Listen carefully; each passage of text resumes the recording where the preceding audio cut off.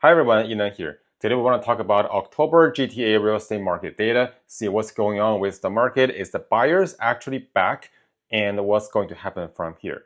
Okay, first let's look at the TREB Market Watch data. Let's look at the screen. We'll see that this is the overview for what happened in October in the GTA real estate market. What's most noticeable is the jump on the number of sales, the number of actual successful transactions. It's 6,658, and that is a whopping 44% from last year same time. So year over year, 44% jump on sales. That's a big move in any standards. And price-wise is about the same as last year. And if we look a bit deeper into where the sales jump come from, you'll see that the 44% can be broken down into a few categories. We'll look at the actual charts in a bit, but let's look at the data, the numbers first. So detached year over year jumped 46.6%. And it's divided into 416 and 905 areas. 416 is Toronto. 905 is all the rest of GTA surrounding Toronto, like Markham, Richmond Hill, Oakville, Mississauga. They're all part of 905. And you'll see the number of sales jump in 905, 47.5%. It's a bit higher than the 416 area, but they're almost the same. Like they're still in the similar range. Condos are similar. 905 jumped a bit more than 416. Overall, condo jumped 33.4%, which is less than the 44.4 overall. So condos are a bit slower in recovery, but there's still a recovery. Year over year, a third more buyers for condos. That's not nothing, right? And between Toronto and 905 area, they're about the same. Not a huge difference between 32 and 36%. The noticeable part is the townhouse and semi-detached. They're the ones that actually jumped up more. And you can see that 905 area has jumped a lot more in the starter freehold type of properties, 50% and 62%. These are actually a lot higher, right, than the rest of the numbers. So we can see that a lot of these entry-level freehold market is where the buyers go to the first moment the market start to have a bit of traction. That's where it starts, right? And then later on it trickles down to more expensive properties or the less favorable condos. But right now, these end users or investors, they generally prefer the cheaper freehold type of properties. And if we look at the specific cities, we'll see that the cheaper cities like Durham region, Pickering, Ajax, Oshawa, they're generally a busier market than the expensive parts of GTA like King or North York, right? So we'll see that later. But first of all, this is the general overview. And new listings, we can see that there's not a lot of difference between last year and this year. So if you remember October last year, it was a slower market. Number of new listings were about the same as now, but buyers are 44% more now. So you can imagine it's a busier market now than last year.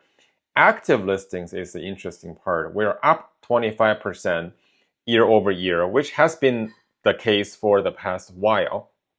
And a lot of these active listings, people think, oh my God, there's so many choices to choose from. What I've observed is that there's actually a lot of these active listings are what's called invalid listings. So what does that mean? Like that means some sellers are actually just listing it at a price that's higher than what the current market can absorb, right? And these sellers are not in a rush. They want to wait for the next spring market. They just wanted to see who can pick up their property at any given time. They're just waiting, right? And they're not willing to drop their price. Maybe they drop like once, but they're just like stayed there, right? Because the rate cuts so far has been very encouraging for sellers. So a lot of sellers are actually not dropping their price further. But the asking price they have is still pretty far from where the buyers are willing to offer. So there's a gap, and they're just sitting there and waiting. So these listings are not participating in today's market. So even though the active listings Seems like a lot more than last year, but you'll see a lot of them are actually not getting any showings or any offers. That they're not active, they're not participating in the market.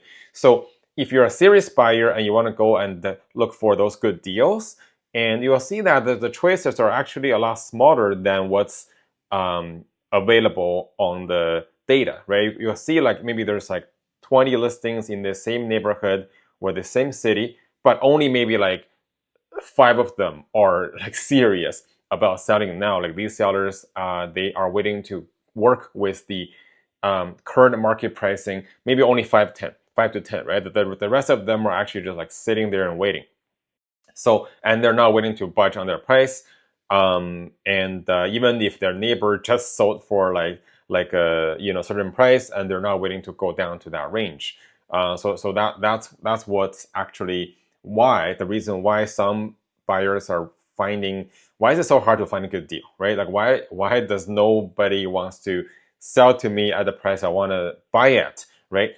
And even though there's good comparables showing that, hey, that's the price it should sell for, a lot of sellers are not budging. So that's why these active listings are still high. And average day on market at 27 days is longer than last year. We're actually in October, there's a lot of stale listings from before have sold. And because they've been on the market for a long time, it kind of drives up the average day on the market. So this is not a number that's very indicative of the current market action. Now let's take a look at the charts. It's a lot more visually stimulating than looking at numbers only. And this part, you can see this is the 6,700 sales that we're just looking at. It is a big jump from last year and also from last month. And amongst the sales, you can see that condos had a jump as well comparing to last year. Not as much, but still like a good 33%. And it's sort of similar level to the earlier of this year, right? So we have had a very slow summer, but it's getting back to the similar level of sales as earlier this year. And the number of new listings in terms of condos is actually quite similar to last year as well. And if we look at the detached, right, it's very similar. Detached jumped up percentage-wise a bit more from 21.57 to 31.39 in terms of sales, and new listings are about the same level as last year as well. Okay, you can see that active listing for detached homes, it has dropped a bit from the peak that we had in September, a bit down to 10,600 level, right? Last month was 11,000. So it's a good sign, but we're still pretty much higher than last year ever since the April. So we know that at the beginning of the year, January to March actually had a very strong market earlier this year. And then ever since the anticipation of rate cuts in June started, and people actually started to wait. So a similar story to condos, right? Like the beginning of the year is actually better. You can see the gap is smaller than last year. But that said, it's still a slower year overall for condos. But we're anticipating a stronger January, February, and March, like spring market in 2025, because in the past we've all had very strong spring market in the past consecutive years, and you can see that if we go to detached homes, you can see the past number of years. You can see the spring market had higher number of sales, right? Like this is very obvious. There's more buyers participating in the market. Similar for condos. Like condos, we've had a strong market at the beginning few months as well. And the key is active listings. That's basically what differentiates between a strong market versus a softer market, is how many active listings are actually present when these buyers come out. So if we look at the detached market, the reason that spring market has been very strong is because you can see January to March, we have very few number of active listings. comparing to the rest of the year, right? So when all these buyers come out, because maybe it's their New Year resolution that they want to buy a home, and they have nothing else to do in the winter but to and they get a bonus, right? Between January to February, usually people receive their bonus. So the buyers actually have a strong intention of purchasing in the first couple months of the year.